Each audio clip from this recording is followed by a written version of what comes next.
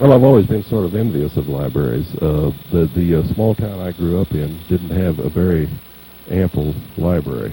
In fact, it was almost no library at all, and our school library was very insufficient. So I've had a certain library envy as I was growing up. Have reading material, and I think a library is important, especially if you think of it in terms of reading something, regardless of where it might be. So we didn't have a building to go into and check books out of. We always had something hanging around that we could read, and that something could be a Captain Marvel comic book, or it could be a copy of the Sears catalog, or it could be the Lincoln Library of Essential Information, which my mother bought at great expense. And I think that she deprived herself considerably in order to buy that. But anyway, we had that in the home, and we had the King James translation of the Bible. So those collectively, for me, constituted a kind of library, even though it wasn't a building that we went into. Well, I've always thought of a library as being a place or where one can read, regardless of whether that place has been designated a library. And people who have designated places, I'm thinking of libraries like Love Library or the library at Westling or the library here, Bennett Martin Library. That's wonderful. That's great. But as long as there is reading material, whether it's in the home or in the library or at school or any place, that constitutes a kind of mobile library that I think is extremely important to reader and to writer. I know it was very important to me as a writer.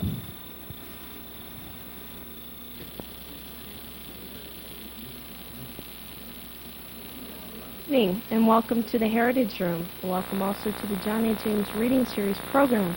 This is a wonderful turnout for the Ides of March. With us this evening is State Poet William Kloefkorn, who was named State Poet in 1982 and has been teaching for many years at Nebraska Wesleyan University in the Department of English. He has written umpteen volumes of poetry, many of which are behind me right now.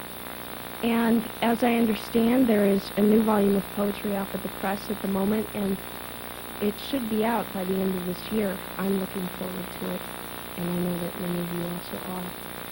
Please, without further ado, help me welcome State Poet William Kloefkorn.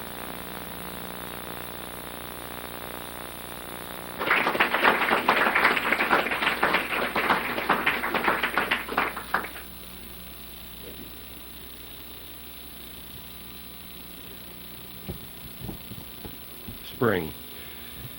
Now the season is doing it again. We call it spring, and I thank God for the short memory. Thank God that each time it happens for the first time. It's Wilder's Our Town playing in reverse. Emily up from the grave, coming on stage, saying, "Hello, tree, tree with your big, white, bursting, beautiful blooms. Hello, blooms. Hello, earth, earth, just last night rained on. Hello, rain, effluvium of rain. Hello, cattle, cattle with your newborn standing knee-deep in gumbo, aromatic in the feedlot, slobbering grain. Hello, slobber, hello, grain. And you, beside me, in this audience of two, positioning, for the first time ever, your hand, my hand."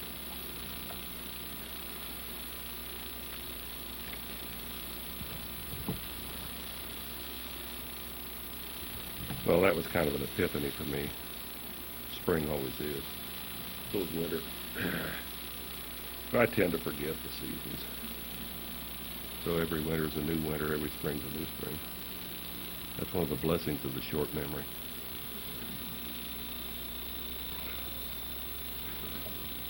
Epiphany. It happens not so much on schedule as at those moments when something with something else collides beautifully. Nelson taking the ball from Mitchell on a fast break, for example, then stopping suddenly short to break the school record from 20 feet, the ball at the height of its high, soft arc, like a full moon fully risen. Or the student in composition, reading aloud the surprising words of her essay, weeping at the new loss of something lost a long time ago, the eyes of the boy on the back row saying, "I must have been blind. She's wonderful." The ball descending then to flounce the net like a silken skirt. The young man on the back row studying his hands as if learning for the first time ever what they might be holding.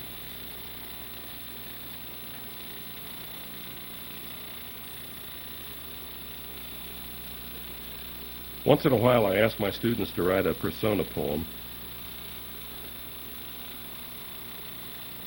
imagining themselves in the position of a character in history whom they feel has gotten a bad deal. And once in a while, I write along with them. In this particular poem, I write from the point of view of Lot's wife. That's her name. Lot's wife. I asked Professor DeGrazia and Professor Peabody at Wesleyan to tell me the name of Lot's wife, and they went scurrying, as theologians do, to their libraries, looking through their impressive concordances for names. Each of them reported back individually that Lot's wife had no name, aside from Lot's wife,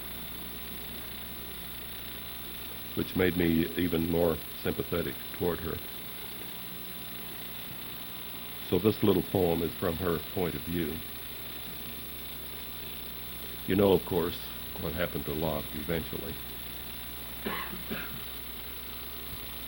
The assumption, I think, is that Lot's wife, having been turned into a pillar of salt, got the short end of the prototypical stick.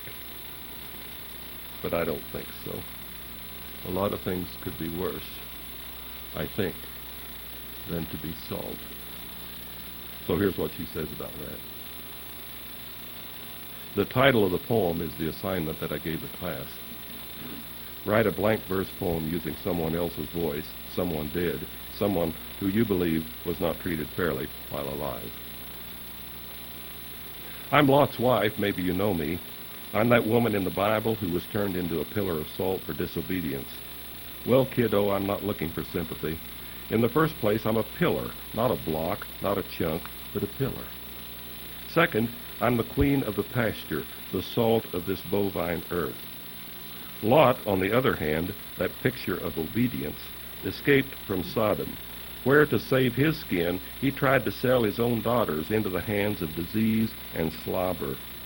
That liver of his, like the rest of him, yellow with wine. And sure enough, he backslid into corruption darker than the inside of an Angus. I wouldn't trade places with him right now on anybody's bet. Let the bootlicker burn. And call my own change of form whatever you like. I call it Jehovah's body slam that backfired. You see, not bowing slavishly down can be a form of prayer.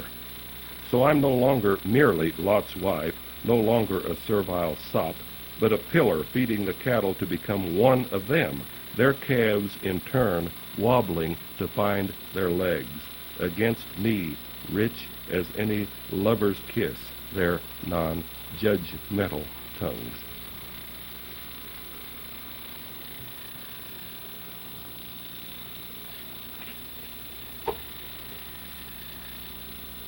Fast pitch finals. This is a sports poem. I thought I should read at least one sports poem on account of the NCAA tournament, and the NIT is in progress. And John Walker has given them up for an hour to be here. Greater love hath no man, John, than that he give up 1 hour of NCAA to be here. But this is right on. Fast pitch finals. I was watching with Bill Pfeffer and Eloise and others a couple of years ago some fast pitch softball, and a team from Omaha was playing a very small town for the championship, small Nebraska town for the championship game. And the small town won, which made me very happy. And I figured out why. This guy from Omaha, the pitcher, was a big, burly, overweight guy. I would do an impression of him, but I don't qualify. But he had this fastball that was nothing but fire, and then the same delivery for his changeup. But the kid who ended up winning the game somehow had patience that he had learned somewhere. So he waited on that changeup. You know how the changeup, if it's effective, can come in very slowly and look huge, and how you can miss it, how you can swing about 3 or 4 seconds before it crosses the plate, or a minute or 2 minutes before it crosses the plate. But this kid, he had learned his patience, and I figured he had learned it somewhere out on the farm. So this is a tribute to the small town athlete who has good quickness, nice quickness, and a lot of athletic ability. It's called fast pitch finals. The fireballer from downtown Omaha, Miller Lite on his chest like an imprint. You've seen that, Miller. It looks like it's welded on there. Miller Lite on his chest like an imprint pulls a string on a 3-2 count. But the cleanup kid from 6 miles west of Bloomfield wrote the book on patience. Having spent most of his days and many of his early evenings aboard a John Deere eating dust and making up songs to pass the time that wasn't passing, lyrics like, "When the moon comes up and the stars shine bright, I'll be dancing with my steady under blue neon light," and tunes that he can never remember, though he does remember that at the moments of their improvisation they were good, maybe damn good, maybe even good enough to dance to, their notes in perfect syncopation with the popping of the tractor. And having watched the milk cows come to their stanchions so deliberately in single file, chewing their cuds, their eyes bland, their heavy udders swaying slowly in a kind of massive rhythm lightly against the insides of their thighs, how secure in the stanchions they slobber the grain without haste until the grain is gone. The grain box then licked dark and smooth with their long and delicate tongues, and after the chores and the cleaning up and the dancing with his steady under blue neon light, how upstairs on a thick mattress he stretches every joint in his bone-weary body, wanting both sleep and a replay of the night. So he holds back until the last instant.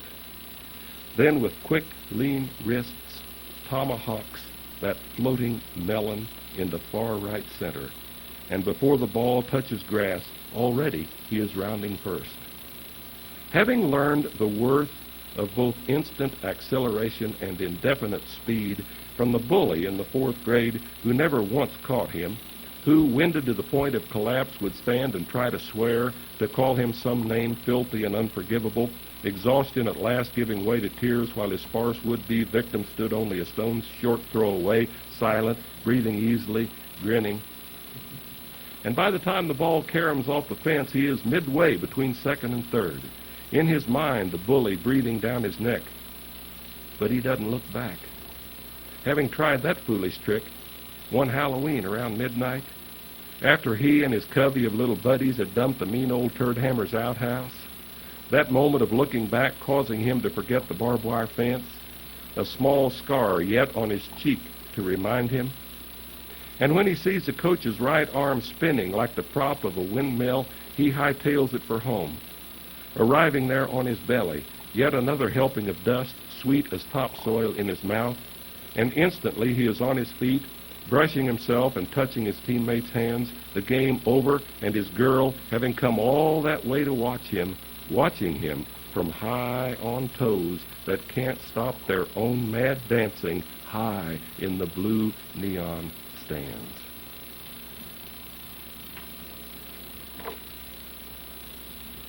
That's one sentence. That poem's one sentence. So we'll spend the class period diagramming that sucker.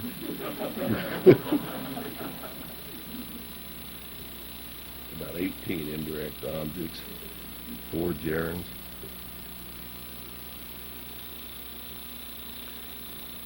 Raking leaves for my wife's father, Eloise's mother, Gladys, who is a consummate mother, wife, cook, etc., etc. And I was out raking the leaves. I'm not trying to make myself out a hero in this poem, though I do frequently do work around the house. I was raking the leaves for her. And Perry McClung, Charlie's son, came over and talked to me. And I've known Perry since he was a youngster. And Perry is about, he's a little bit short. And he was talking to me while I was raking the leaves, and this is a poem that I thought of while I was talking to Perry, or he was talking to me during that time. Raking leaves for my wife's mother. Meanwhile, my wife's mother, with her willow cane, moves in the kitchen from counter to stove to table, bread dough beneath a dish towel rising.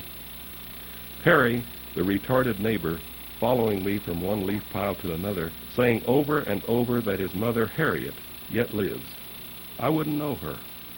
She has gone fat and married to a shyster farmer who raises purebred limousines, if I can imagine.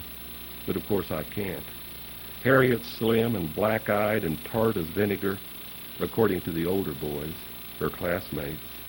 Meanwhile, my wife's mother feeling her way around the kitchen, the bread dough puffing itself up and over an edge of a huge blue porcelain bowl, while Perry follows me too closely, saying Boonville as if pronouncing church.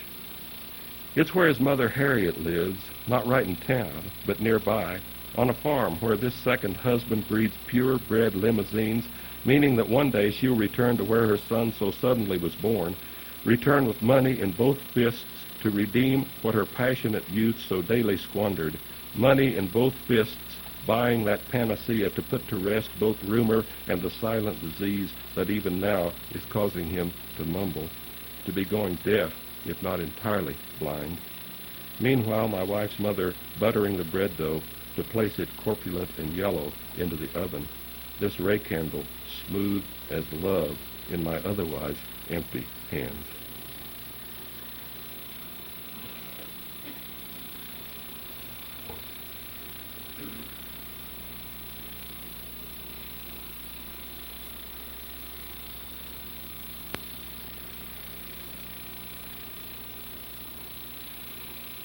Fishing with my 2 boys at a spring-fed pond in Kansas. I will read this poem because I think maybe this is the first time I'm not sure, but this might be the first time my 2 boys have been here poetry reading of mine. Is that right? John on the back row, and Robert here in the middle. And they like to fish. That's an understatement.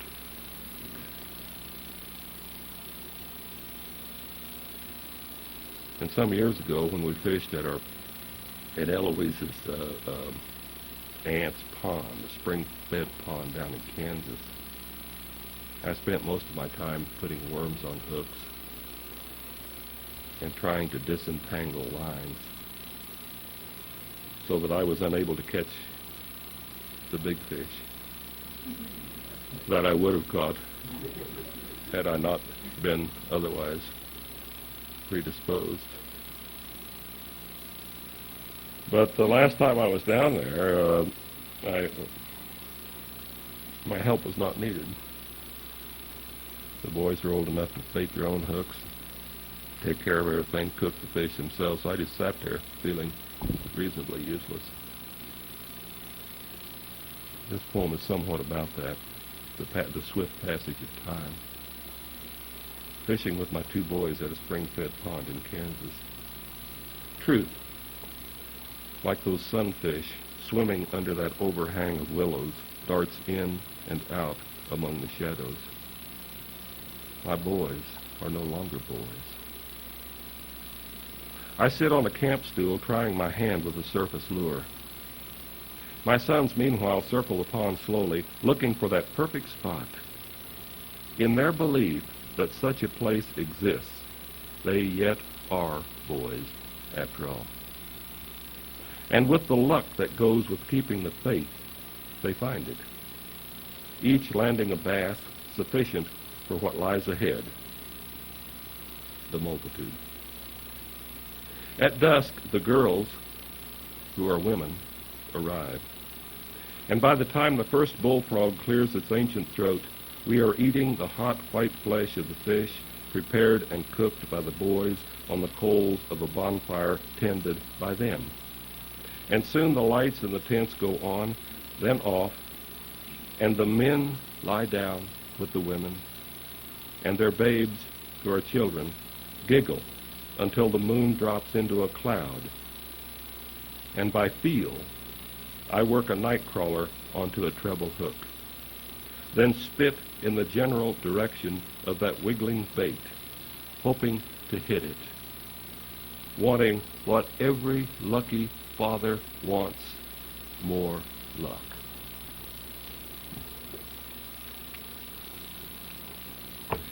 And if you all are fishermen, you know that spitting on the bait brings good luck.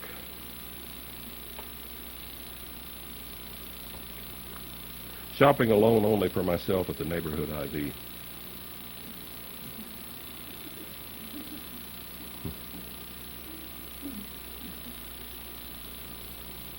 The young woman with the perfect banjo butt can't make up her mind.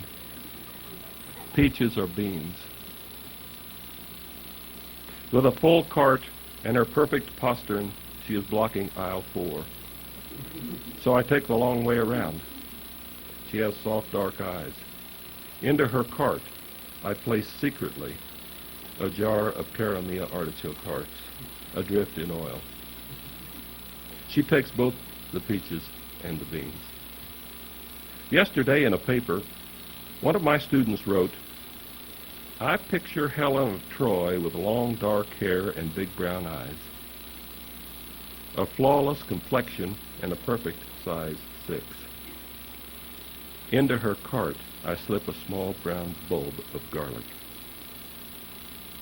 She doesn't know I exist. She rejects a dozen immaculate sun-kissed oranges before choosing one.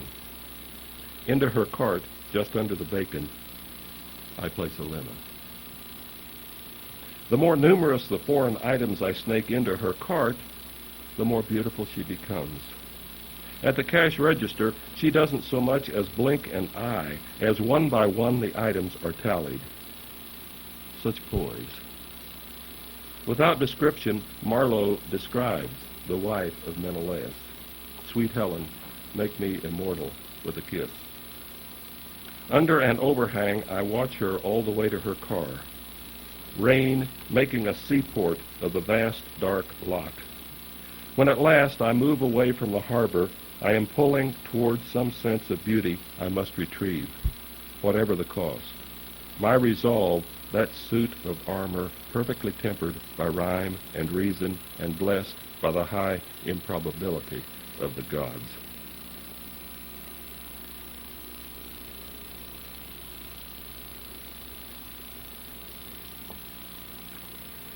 Here are 2 or 3 river poems. Leon Satterfield will identify with these. He is a charter member of the Loup River Expeditionary Force. And these poems come from that. More and less. Drifting. Because we cannot agree on a campsite, we continue to drift until evening becomes a quarter moon, spilling its necklace of stars into the river. Carp we saw earlier in daylight come to us now only on the fins of their obscene sucking. By now we should be pitched and secure, sitting warm by a campfire. By now we should be white teeth in a glow of cottonwood, flash of eye like a tilt of knife blade, cheekbones radiant. Downstream to starboard, a small square of light breaks the darkness. Drifting, I watch the light become the window of a distant farmhouse. Drifting, I see a figure moving inside the light, a woman with long, dark hair wearing only a peach-colored slip. How can I know this? How can I know that she is barefooted, that she walks on cool linoleum, that after we have drifted not only out of sight, but out of hearing, she will call me in.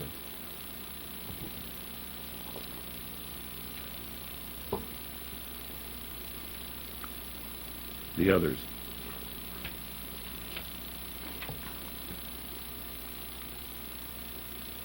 Say that for a few moments the brain reverts to become the lizards. And belly slick against the wet late-night grass, I hear the wind in the cottonwoods singing an old hymn. Or say that the explanation is simpler, that all those drinks beside the campfire rearranged the massive scale of the universe, gilding the throats of all the trees from St. Paul to Fullerton. No matter. Lying belly down on bunch grass, wet and becoming wetter, studying the orange in a deep bed of coals, I hear the hymn, and Christ, I want to wake the others to hear it too.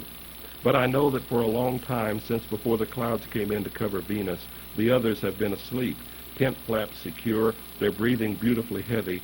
So I listen alone until the song is done. Then rising, I walk to the river's edge to hear the clapping of water against the boats. And because a thinning of clouds expands the night, I move into the river to find the channel, to drift with my belly up, with all the others, to catch the moon. That's sort of a poem of inebriation on the river.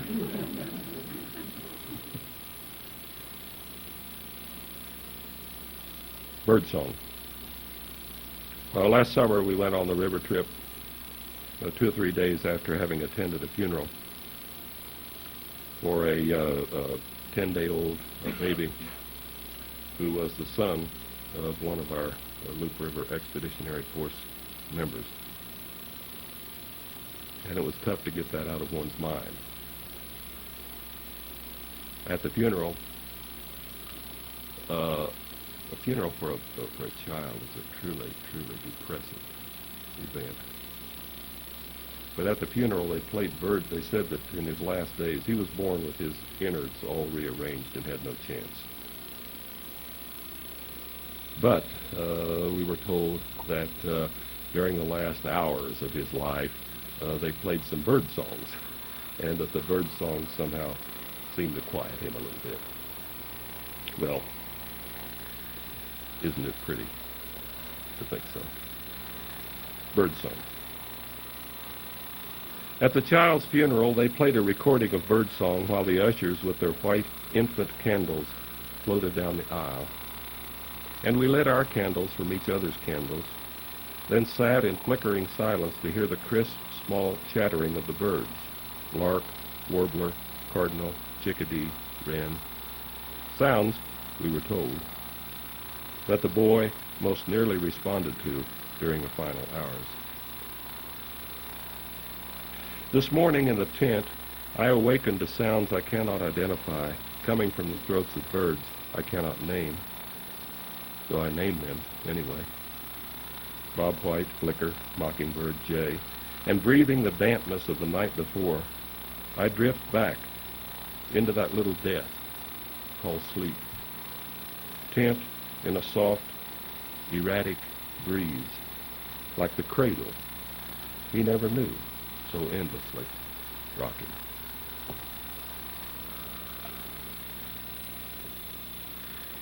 His 10-day-old son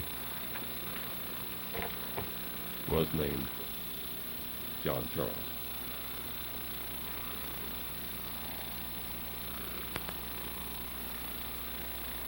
God, as a boy, enjoys himself at recess. I've lately been interested in what God might have done as a boy. Not Jesus, God.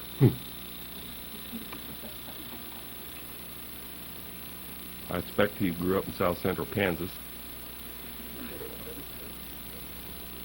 and went to a small school there, and that some of his best moments were spent during recess, as all of our best moments were. Everything after recess being anticlimax. So this poem is called God as a Boy Enjoys Himself at Recess.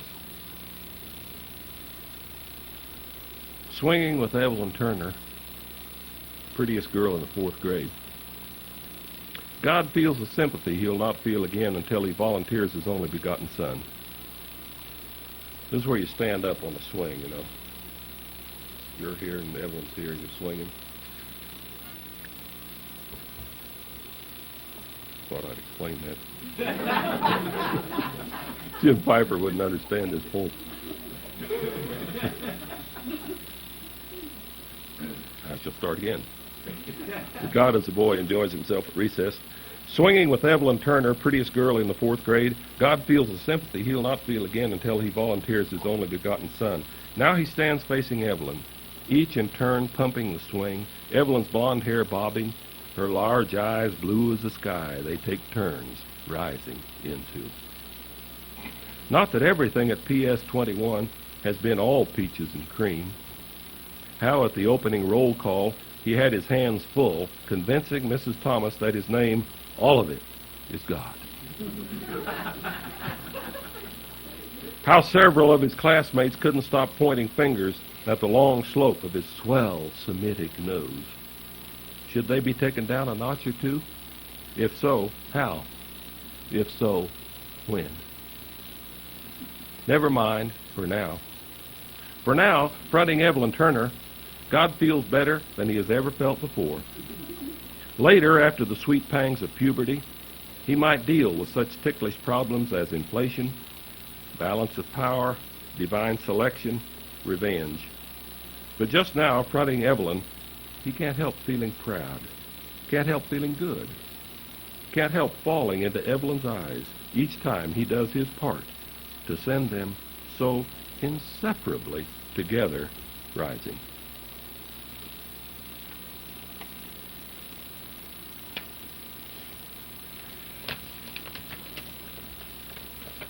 This is a jump rope poem. I don't know whether I remember some of these jump rope rhymes or whether I've learned them later and think that I remember them. Doesn't matter. Down by the ocean, down by the sea, Johnny broke a bottle and blamed it on me. I told Ma and Ma told Pa, and Johnny got a licking, ha, ha, ha. How many lickings did he get? 1, 2, 3, 4, and so on and so on. Fudge, fudge, get the judge. Mama just had a newborn baby, which is about the only kind to have. She had an old-born baby. Well, that's a new one. That's a new one on me. It wasn't a girl, it wasn't a boy. It was just a plain old baby. Wrap it up in tissue paper. Throw it on the elevator. Baby abuse. How many floors did it go up? But I think that the kid, when he's jumping a rope, is interested in the rhyme and in the cadence, not in the meaning. So the child doesn't say, when you say, wrap it up in tissue paper, throw it on the elevator, the child doesn't dig out a placard and say, child abuse, down the child. Because they're listening to the sounds, not the meaning. So this is a poem that deals with sound, jumping rope. Oh, it's the rhythm we jump to, the rhythm, our long braided rope nibbling at the blue-green blades of Daddy's ryegrass. Though Johnny, of course, must be tattled on. I told Ma, and Ma told Pa, and Johnny, of course, must be punished. But it's the rhythm of the punishment that matters, not the deed that warrants punishment. Johnny taking his sad licks, 1, 2, 3, ha, ha, ha, until the rhythm of the punishment ends, and we switch to the utter nonsense of fudge, fudge, fetch the judge, Mommy just had a newborn baby. And it's the rhythm we jump to, not the miracle of birth, not even the notice that it wasn't a boy, it wasn't a girl, it was just a plain old baby. And rhythm it is that takes us through the dense abrogation of duty. Wrap it up in tissue paper, put it on the elevator, and rhythm it is that lifts us into theoretical oblivion. How many floors did it go up? My girlfriend jumping her plaid pleated skirt into numbers too high to be challenged, into pepper too hot to be consumed. But it's a rhythm, not the lofty numbers, not the intensive heat we jump to, each heart the standard pulse by which, regardless of all the anomalies around us, we measure the everlasting beat. Rich man, poor man, beggar man, thief, doctor, lawyer, Indian chief.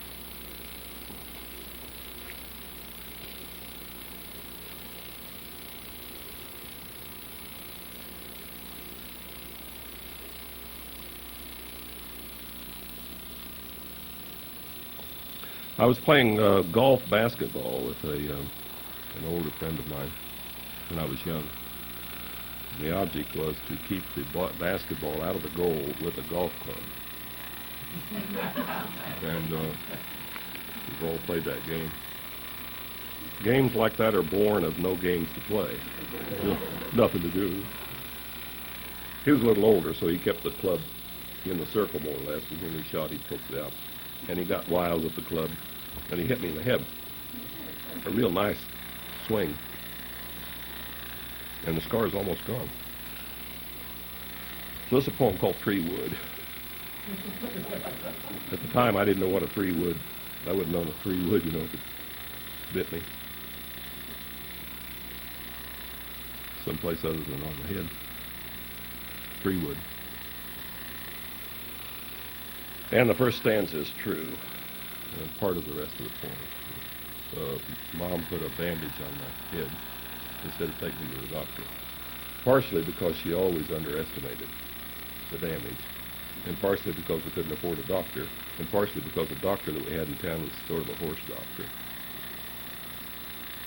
Tree wood. To save the money we never had, Mother invents a bandage sufficient to curb the bleeding. With my right hand, I press her pallet of tape and of gauze severely against my forehead. Time, she says, is the great healer. Parked with my girl that first time in a grove of catalpas, I try to explain what actually happened. When she touches the lump with her immaculate fingers, I inhale deeply, swallowing whole the scent from the white blooms just beyond the open Chevy window. You see, the boy who swung the club that caught me smack against the forehead didn't mean to. That same night, we sat behind the tool shed, smoking Folgers rolled in Kleenex. There was a full moon, and we watched it drop as if the very face of God behind the depot. You see, something sweet as blood was in the air that long night also. Something rising from the grass as if a premonition. So never mind the death that didn't happen. Besides, time is the great healer. Shall we put our clothes on? Kiss me.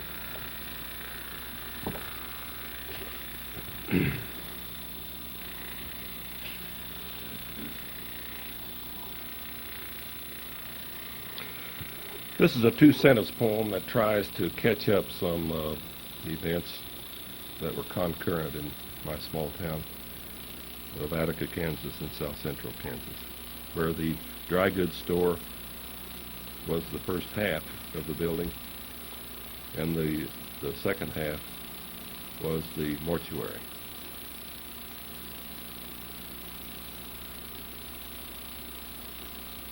Back home. Back home, the man who sells dry goods does his mortician work in the rear of the store. His wife, too heavy almost to budge, overseeing the cash register. She sits in a rocker, knitting, talking with the customers, trusting them to work the register and to make the correct change. Her husband, meanwhile, trading blood for balm, cementing the lips to eliminate the drift. His Philco soft with the static of war on the China-Burma front and of the Andrews sisters intoning rum and Coca-Cola. Then each Friday night how he howls on behalf of the Bulldogs, those incorrigible pups who dribble their dubious talents into the jaws of predictable defeat. Better luck next game, next life. The cadaver, meanwhile, with its inscrutable grin, as if aware of the local undertaker's wife, beside the register knitting, something rising from the ashes of her yarn to cover the child her daughter at 16 in her uniform of black and gold so distantly adores. 2 bits, 4 bits, 6 bits, $1, and after the game, a vanilla malt in the drugstore with plenty of quick eternal eyes in those mirrors at the back of the soda fountain flashing.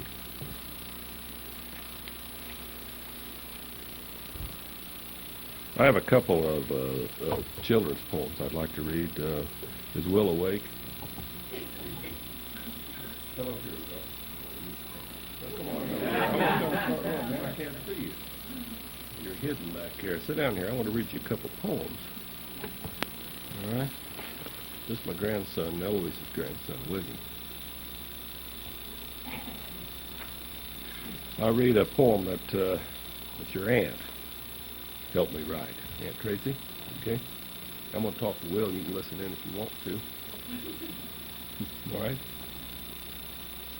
Well, Tracy, when she was a little bit younger than you are, Will, one morning screamed from the TV room.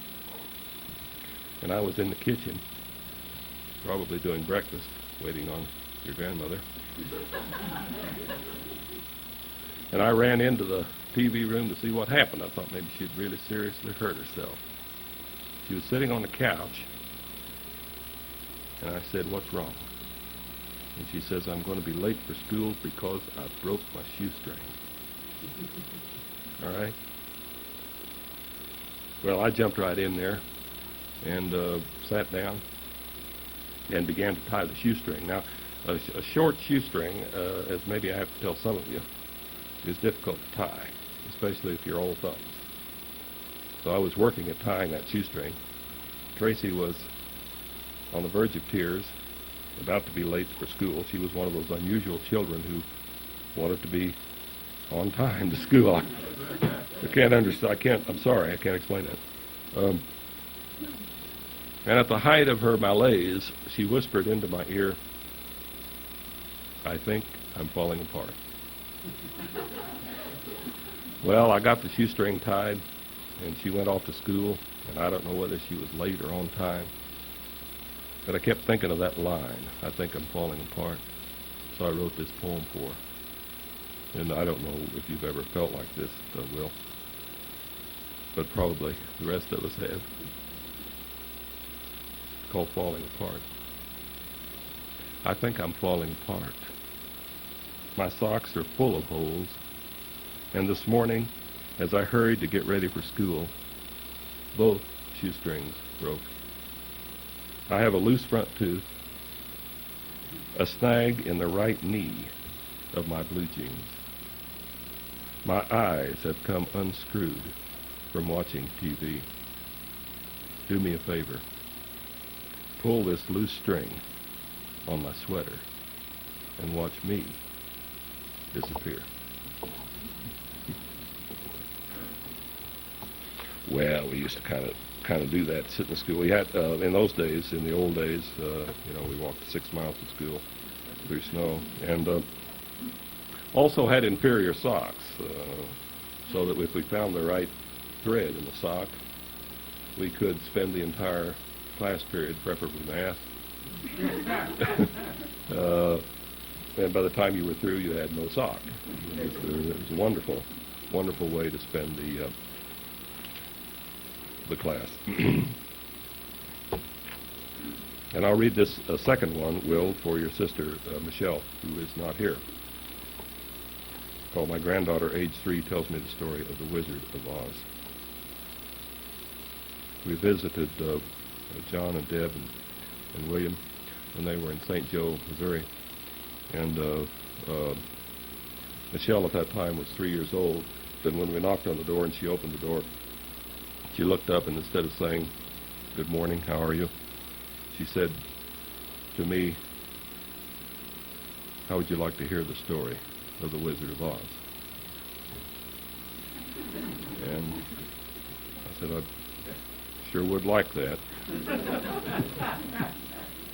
So she grabbed me by the hand and took me into her bedroom and plunked me down on a chair, a very small chair. "Can you sit here?" she said. "Yes," I said. "That's not the problem. The problem is, can I get up?" She shut the door, and she started to tell me about the story of the Wizard of Oz. She was being very cautious. She wanted to make sure that I could handle it. So she warned me about the characters in the Wizard of Oz, the strange characters in the Wizard of Oz, saying that there's a scarecrow. And the scarecrow, she said, doesn't have a brain. So okay, I can handle that. "Is there anything else?" She said, "Yes, there is. There's a Tin Man. And the Tin Man, she said, she's pointing to the various portions of the anatomy. When she did brain, for example, she went like this, which is about as close as any doctor I've ever gone to has gotten to being correct. But the Tin Man, she says, doesn't have a heart, so she goes like this. And then she says that the lion, there's a lion in the story, and the lion, she says, doesn't have. She paused and said, "What's the answer, Marge?" Courage. Yeah. Where do you point for courage? Yeah, up your nose. I wondered about that. She pointed to her stomach, which I thought was a good pointing. Stomach. So, having warned me against those awful things, she asked if I would like to hear that story. And I said, sure. So she told it to me. And after she had told me the story, which was her version, it was reasonably close to other versions that I'd read and seen, I thought about how each of us tells his own version, and in telling it, makes it true. And in a sense, it only becomes true. In a sense, it only becomes true when we tell it or write it. I don't think Kent Harris novels were true for him until he wrote them. And then when he had written them, I think they're incredibly true. Or certainly they're true in a way that they could never have been true otherwise. I know they happened in certain ways, literally. But for the individual storyteller, they're not totally true until they are written or told. And so I wrote the poem. My granddaughter, age 3, tells me the story of the Wizard of Oz. You tell Michelle that she should have been here. Thank you. There is a brain, she says, right here, she says, pointing to the front of her head, but the scarecrow doesn't have one yet, not until the end of the story. And there's a heart, she says, right here, she says, pushing an index finger hard against her chest, but the Tin Man will not have it until the end of the story. And there's courage, she says, right here, she says, pushing a fist against her stomach, but the lion will not have it unless I tell the story. Shall I tell the story? Yes, I say, tell the story, all of it from beginning to end. And I am swept with Dorothy and Toto up and away to a place far removed from myself, to the truth all over again that nothing is true until told. Not the brain, not the heart, not courage, not even the witch, who is the last to go. The teller now in absolute control, her eye, the eye of all storms set straight at the end of the story.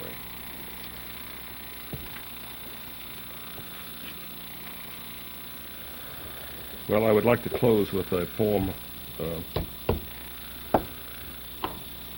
called Burning the House Down.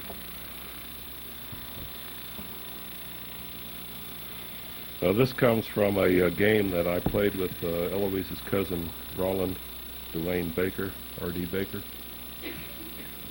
Perhaps the orneriest kid that ever lived. If not, certainly in the top 10. And he and I had much fun together, being opposites.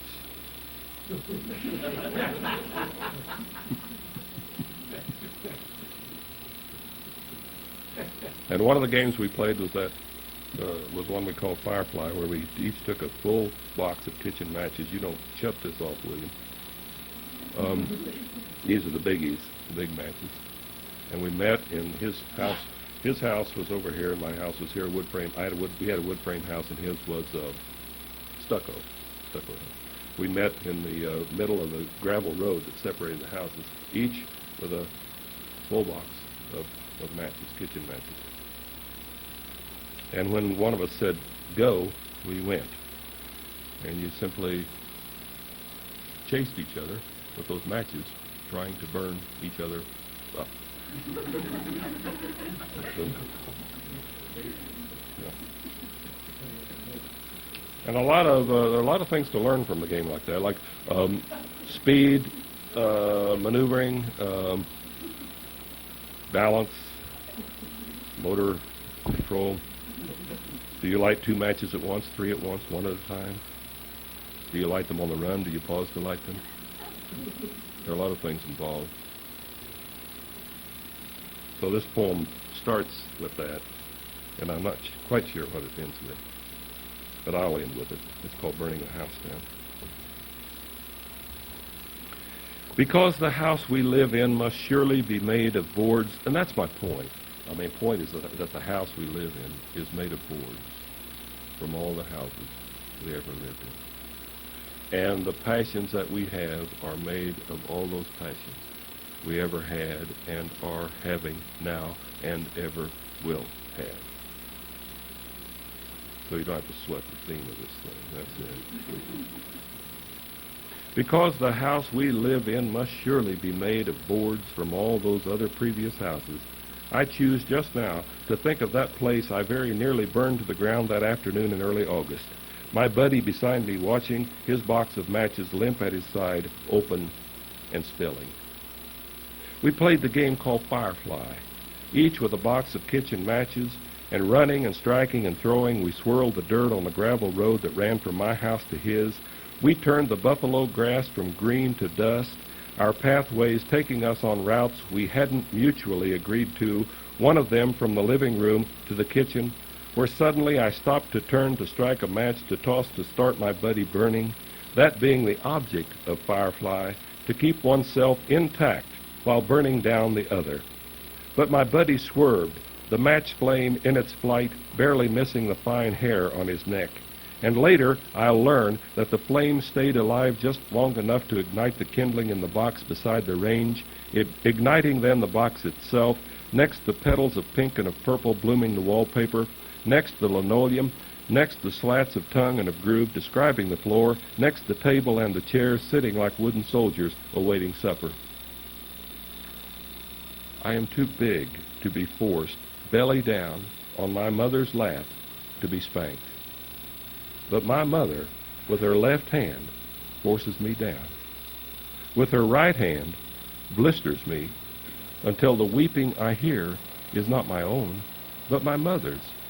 Weeping that heightens into sobbing sufficient to shake my mother's body as if the frame of something impossible ever to disassemble coming down.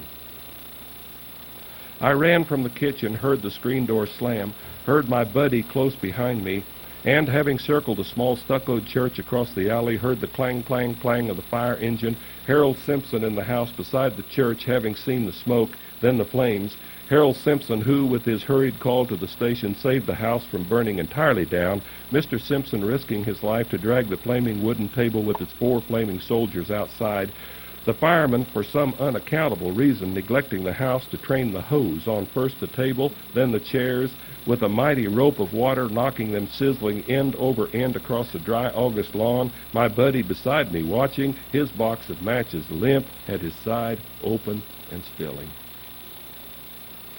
I am too big to be spanked this way because, very simply, I am too big. But also because I am old enough to know of passion, old enough to see the spark in my girlfriend's eye when I invite her into the hand-dug cave to sit beside me to smell the damp earth yielding something more than earth, the candle in its recess flickering. Knowing somehow even then that every passion must surely be made of moments from all those other previous passions. My girl and the candle's shifting shadows too immediate for words. So in silence we sit on the damp earthen floor of the hand-dug cave, our grot, our hideaway, our cool hands finally touching. When Father, home from work, saw the smoldering kitchen, he cursed, not me, not the loss of something solid he could, with sufficient sweat, eventually replace, but cursed instead the widening distance between himself and Mother that each misfortune led to, God damn and Christ Almighty hanging like belly-heavy smoke in the hot, sparse, windless August air, me not long before lying belly down on my mother's lap, her right hand punishing itself as it punished me, passion in each measured blow, passion in the sound of her sobbing, passion tangible almost as the boards before their burning, as the burning itself, as the heat from the orange flames, as the flickering of those flames flickering in turn the faces of the congregation, among it the face of Mr. Simpson praying, that face in regular attendance at the stuccoed church, Mr. Simpson believing not only that God exists, but that he likewise hears and answers prayer. Yet the kitchen is destroyed. Yet the house otherwise is saved. And I am too big to be spanked this way, but too small to say what I feel to be happening. My girl beside me in the hand-dug cave, warming my hand with the touch of hers. Our house, from its ashes, board by improbable board, to this day rising. Thank you.